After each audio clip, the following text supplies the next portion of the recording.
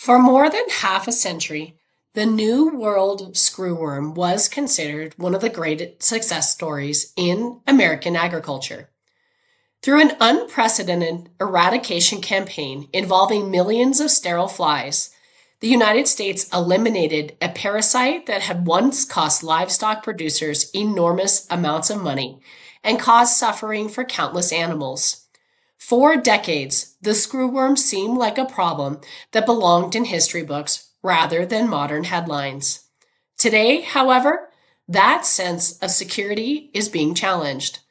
Texas officials have confirmed a second case of New World screwworm in Zavala County, just days after the first domestic case was announced.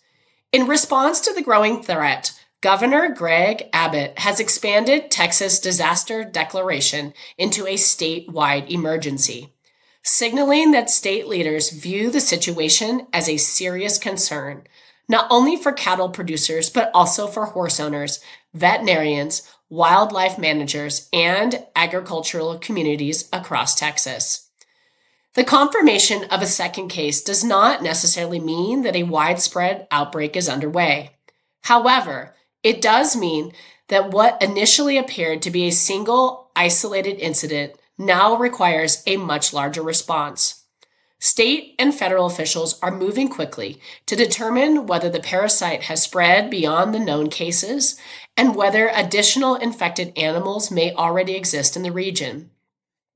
For many Americans, particularly younger livestock owners, the New World screwworm is a pest they have never encountered. The parasite was eradicated from the United States decades before many of today's ranchers, horse owners, and veterinarians were born. As a result, there is an entire generation of animal owners who know about screwworms only through textbooks, veterinary school lectures, or stories from older ranchers. The lack of firsthand experience is one reason why the recent discoveries in Texas have generated so much concern. To understand why officials are responding so aggressively, it is important to understand exactly what the New World screwworm is and why it is so dangerous. Despite its name, the screwworm is not actually a worm. It is the larval stage of a fly known scientifically as Cochliomyia hominivorax. While many fly larvae feed on dead or decaying tissue, screwworm larvae are different because they feed on living flesh. When a female screwworm fly finds an open wound on an animal, she deposits hundreds of eggs around the damaged tissue. Those eggs hatch quickly, and the larvae begin feeding almost immediately. As they grow, they burrow deeper into the wound, causing increasingly severe tissue damage. Unlike many common wound infections that may heal with routine care, a screwworm infection often becomes worse with time if it is not identified and treated properly. The parasite can affect virtually any warm-blooded animal. Cattle are among the most common victims because of their numbers and economic importance, but horses are equally vulnerable. Sheep, goats, deer, dogs, wildlife, and even humans can become infected under the right circumstances. For horse owners, this reality is particularly concerning. Horses frequently sustain the kind of injuries that can attract screwworm flies. A minor cut from a fence, a scrape acquired during turnout, a wound caused by a kick from another horse, or a surgical incision following a routine procedure can all create opportunities for infestation. What might normally be considered a relatively minor injury can quickly become a much more serious problem if screwworm larvae are involved. This is one reason why horse owners throughout Texas are being urged to remain vigilant. Many equestrians may assume that the current situation is primarily a cattle industry issue. While cattle are certainly at the center of the economic discussion, horses face many of the same biological risks. A valuable performance horse is no less susceptible to screwworm infestation than a calf on a ranch. The statewide disaster declaration reflects the seriousness with which Texas officials are viewing the threat. Rather than limiting emergency measures to a single county or region, the declaration allows agencies throughout the state to coordinate resources, improve communication, increase surveillance, and prepare for additional cases if they occur. Texas has had good reason to take a proactive approach. The state is home to the largest cattle industry in the United States and one of the largest horse populations in the country. Ranching, rodeo, racing, reining, cutting, barrel racing, hunter-jumper, dressage, and recreational horse ownership all contribute significantly to the state's economy. An established screwworm population could affect every one of those sectors. For cattle producers, the economic consequences could be substantial. Animals suffering from screwworm infestations often require treatment, veterinary intervention, and increased labor. Weight gain can be reduced, productivity can decline, and in severe cases, animals may die. Horse owners face a different but equally important set of concerns. Competitive horses frequently travel across state lines for shows, competitions, breeding, and training. If authorities determine that additional restrictions are necessary to prevent the spread of screwworm, transportation requirements could become even more complicated. Veterinarians may require more intensive wound monitoring, and facilities may need to adopt additional biosecurity practices to protect their animals. The discovery of a second case is also important because it changes the nature of the investigation. When the first infected calf was identified, officials hoped they might be dealing with a single isolated incident. The appearance of a second infected animal in the same area suggests that additional investigation is needed to determine whether infected flies are present locally and whether more cases exist. That does not mean a major outbreak is inevitable. In fact, many experts remain cautiously optimistic because the United States already possesses one of the most effective tools ever developed for controlling screwworm populations.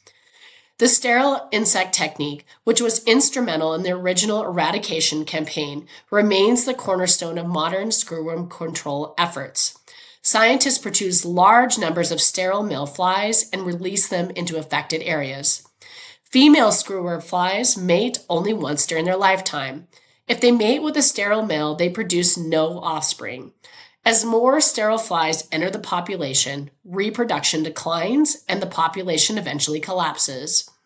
This strategy was revolutionary when it was first implemented and remains one of the greatest achievements in the history of agriculture pest control. Federal and state authorities are once again utilizing this proven approach as part of their response to the Texas cases. In addition to sterile fly releases, officials are expanding surveillance efforts throughout the region. Traps are being deployed, animals are being inspected, and veterinarians are being encouraged to report suspicious wounds immediately. Every suspected case is treated seriously because early detection is critical to successful containment. For horse owners, awareness may be one of the most important tools available.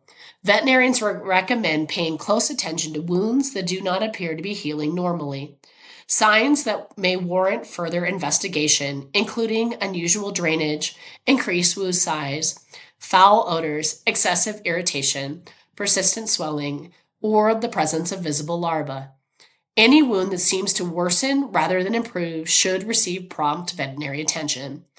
The situation also serves as a reminder of how interconnected animal health has become across North America. The recent northward movement of screwworm through Mexico has been closely monitored for months. Agricultural officials have repeatedly warned that the parasite's continued advance could eventually bring it back into the United States. Those warnings are now being tested in real time. Although the current focus remains on Texas, livestock producers and horse owners across the southern United States are paying close attention to developments. States throughout the region understand that animal diseases and parasites do not respect political boundaries. Successful containment in Texas could prevent a much larger problem from developing elsewhere. For now, there are still many unanswered questions.